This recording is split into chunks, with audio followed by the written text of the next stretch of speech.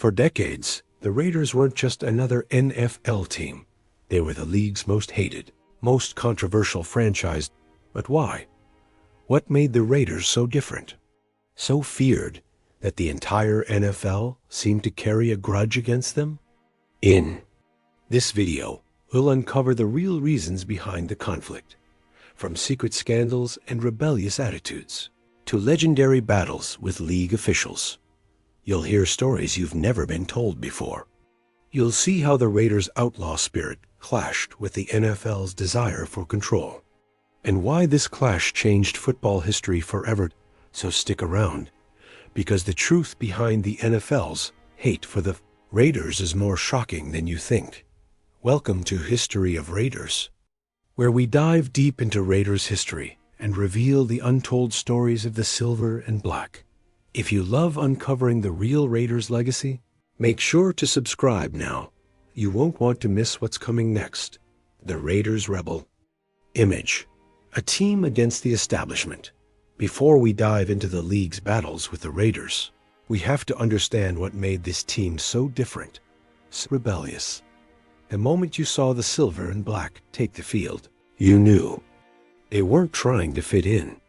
They were there to dominate, intimidate, and win by any means necessary.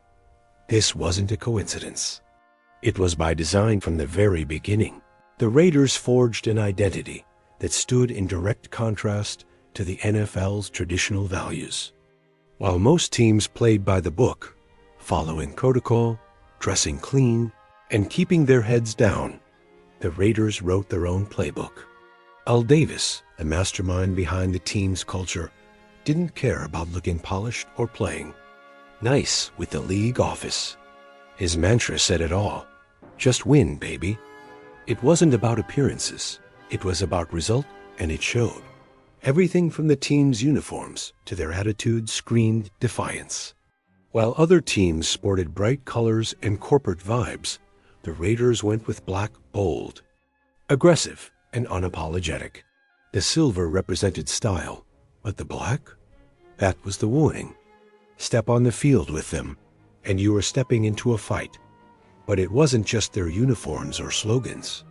The Raiders built a roster that reflected their philosophy. They welcomed misfits, players who had been cast off by other teams, guys who were too wild, too intense, or just didn't fit the mold. Al Davis didn't care. If you could play, you had a home in Oakland. This approach created something rare, a team full of fighters with chips on their shoulders. And the fans? They matched that energy perfectly. Raiders Nation was never about glamour or fame. It was blue-collar, gritty, and proud. Their fan base came from working-class neighborhoods, from people who were tired of being told to sit down and be quiet. When they looked at the Raiders, they saw themselves rough around the edges, but powerful. Underdogs with attitude. The black hole, that infamous section of die-hard fans, became a symbol of that identity. Costumes, war paint, skulls, spikes. It wasn't just fandom. It was a statement. These weren't spectators. They were part of the battle. But this image, as beloved as it was by the fans, didn't sit well with the NFL. The league had always tried to present itself as a buttoned-up, professional organization. Clean uniforms, clean reputations, and clean-cut stars. The NFL was about order, about control, and the Raiders were the opposite. They were chaos in shoulder pads. That scared the league. It wasn't just that the Raiders looked different. It's that they refused to change. They didn't care what the league thought. They didn't apologize for their image, and they certainly didn't try to blend in. They thrived in being the villains, and fans across the country either loved them or hated them. Al Davis once said, "The greatness of the Raiders is in its future." But it was their past, their rough, rebellious, outlaw past, that made them unforgettable. This wasn't a team built to please the NFL. This was a team built to fight it, and that fight was just getting started. Clashes with NFL leadership and officials To understand just how deep the feud between the Raiders and the NFL ran, you have to look at the man who led the charge. Al Davis. He wasn't just the owner. He was the fire, the fuse, and the explosion all in one. A football mind like no other. Aggressive, bold, and never afraid of a fight. And when that fight turned toward the league itself, things got ugly. Al Davis didn't play politics. He didn't bow to pressure. He believed in one thing: winning on his terms. And when the NFL tried to interfere, he didn't just push back. He went toward. It started with small things. League meetings, disagreements with owners, tension with the commissioner's office. But it quickly escalated. Al Davis refused to let the NFL dictate how he ran his team. And when he wanted to move the Raiders from Oakland to Los Angeles in 1982, the NFL said no. Not because of logistics, not because of stadium issues, but because they didn't want him making decisions without their blessing. So Al Davis sued the league, and he won. The court case was a turning point. It wasn't just about relocating a franchise. It was a direct challenge to the NFL's power. For the first time, a team owner had taken the league to court and beat them. It sent shockwaves through every boardroom. Other owners resented him. League officials hated him. But Davis didn't care. He saw himself as a maverick, a protector of football's true spirit, and he wasn't about to let corporate politics ruin it. That legal battle was just one chapter in a long list of confrontations. Over the years, the Raiders were fined repeatedly for their aggressive play. Their players were suspended. Games were flagged more heavily. Some fans believed, and still believe, the Raiders were being targeted. The officials on the field didn't seem to give the team any breaks. Critical calls went against them. Suspicious penalties seemed to pop up at the worst possible moments. Was it bias? Was it just bad luck? Or was the league sending a message? Al Davis believed it was personal.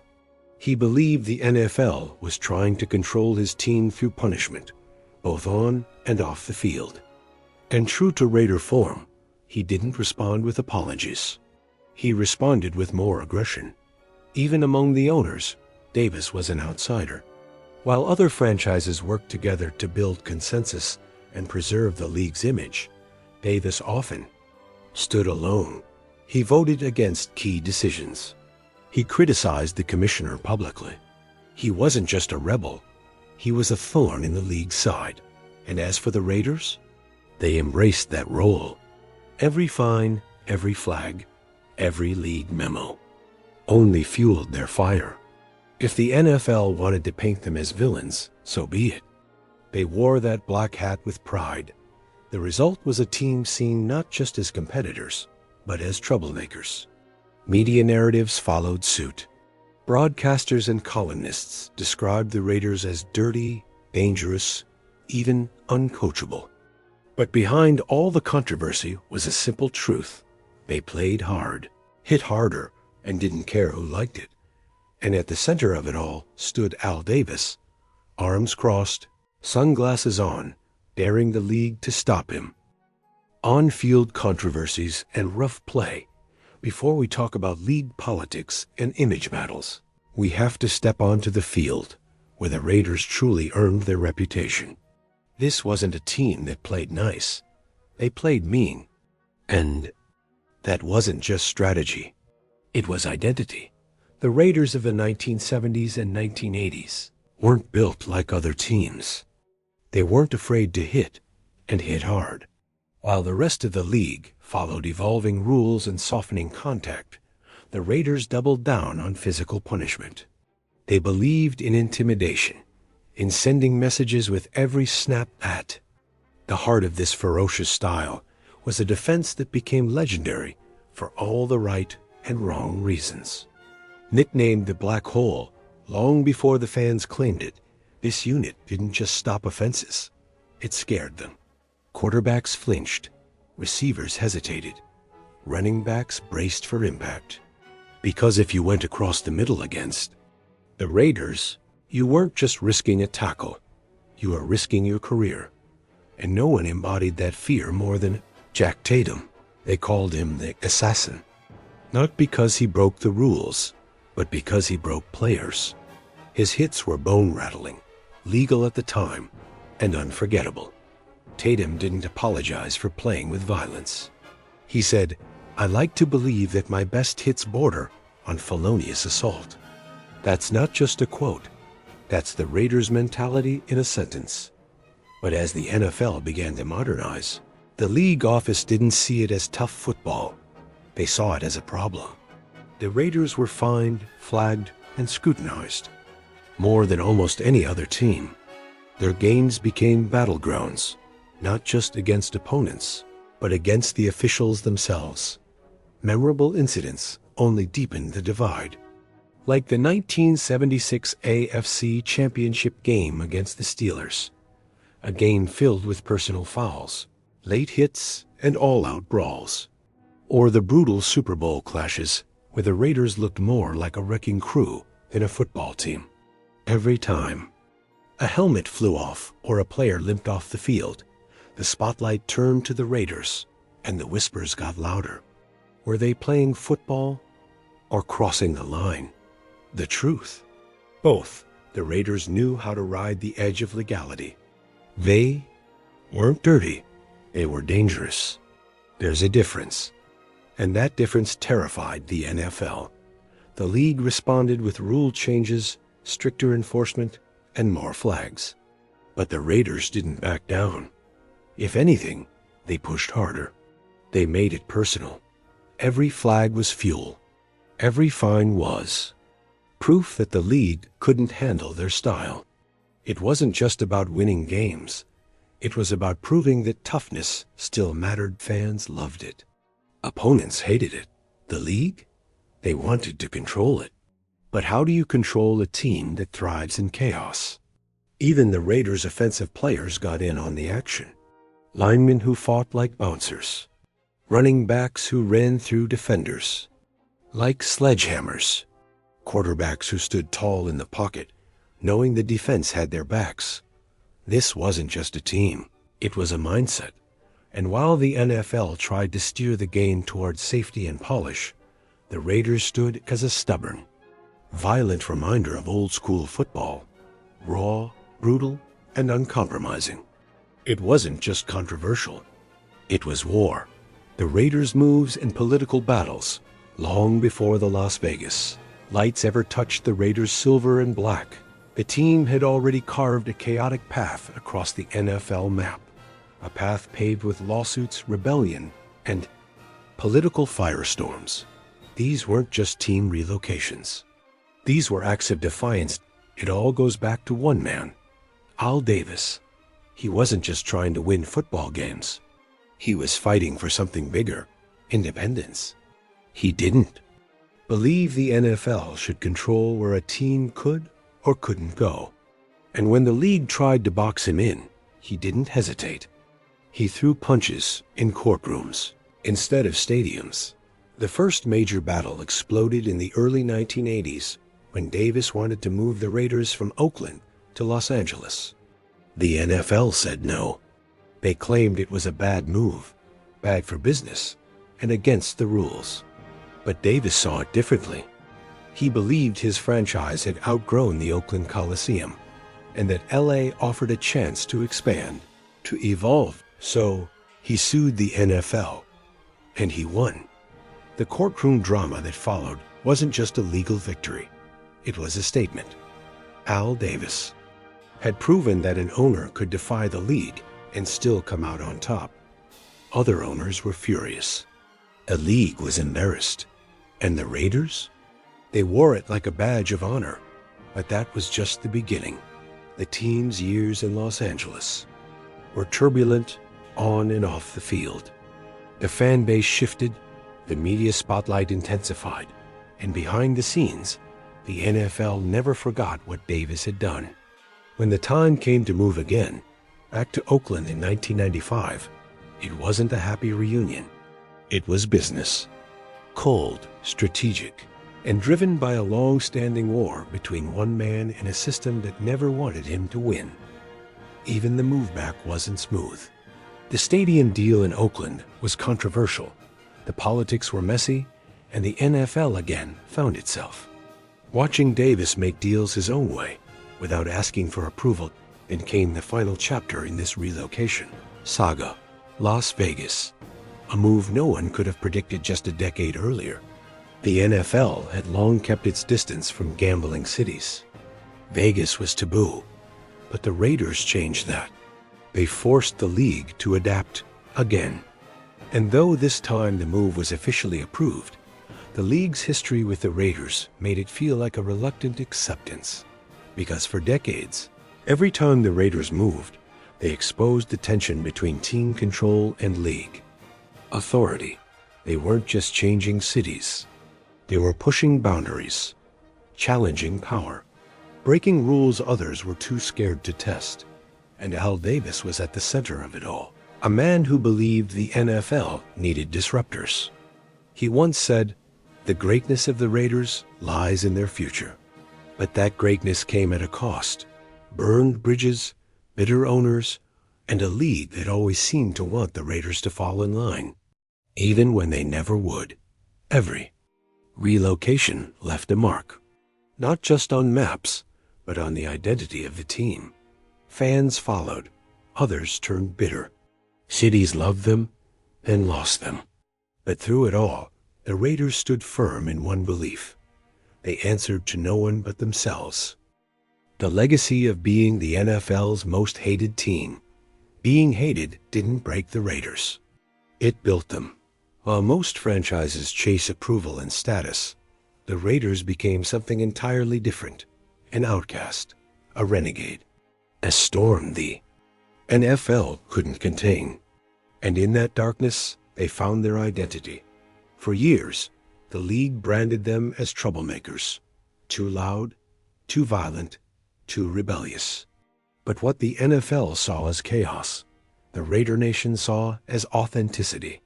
Al Davis didn't apologize. He didn't beg for respect. He created a culture where disrespect became motivation and hate became fuel.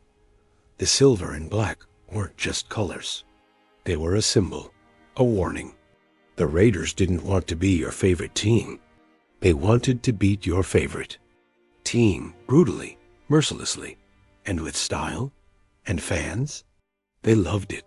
They came from rough cities and blue-collar backgrounds. They didn't wear suits to games. They wore spikes, face paint, skulls. They screamed louder, stood taller. And when the league pushed the Raiders down, the fans lifted them right back up. This was family. A misunderstood, misfit family. But a family nonetheless. The NFL may have hated the Raiders, but it couldn't erase them, couldn't silence them. Every fine, every flag, every relocation, it just made them louder. The nation grew. From Oakland to LA, back to Oakland, and now Vegas, the color stayed the same. So did the attitude. They called them dirty.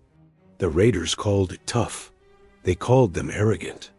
The Raiders called it pride. They called them villains. The Raiders? Legends.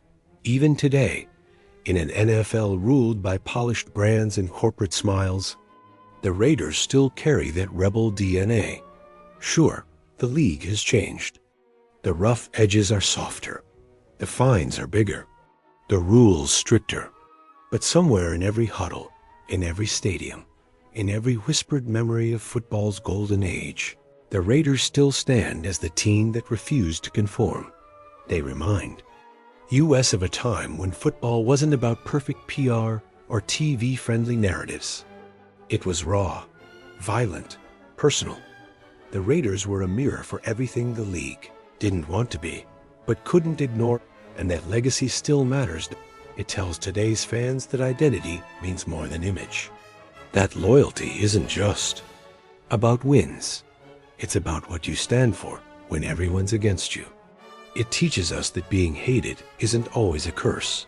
Sometimes it's a crown. So when you see the Raider shield, When you hear that crowd in Allegiant Stadium, when you watch that defense swarm like sharks in silver, you're not just watching a football team. You're watching a symbol of rebellion, a legacy built from hate and worn with pride. The Raiders were never just another football team. They were a movement, a rebellion wrapped in silver and black. And for decades, that made them a target. The NFL didn't like their style. The league didn't like their swagger. And they definitely didn't like Al Davis breaking all the rules. But maybe that's exactly what made the Raiders great. They didn't fold under pressure. They fought back. They built a legacy on grit, fire, and defiance. Whether it was courtroom battles, brutal hits on the field, or just the way they carried themselves, the Raiders never played by anyone else's script. And in return, they earned something far more powerful than approval. They earned loyalty. Today, the NFL is bigger, cleaner, more polished than ever. But there's still something special about the Raiders. Something raw. Something real. A reminder of what football used to feel like when it was rough, loud, and full of attitude. So now, we ask you, did the NFL's hatred make the Raiders stronger?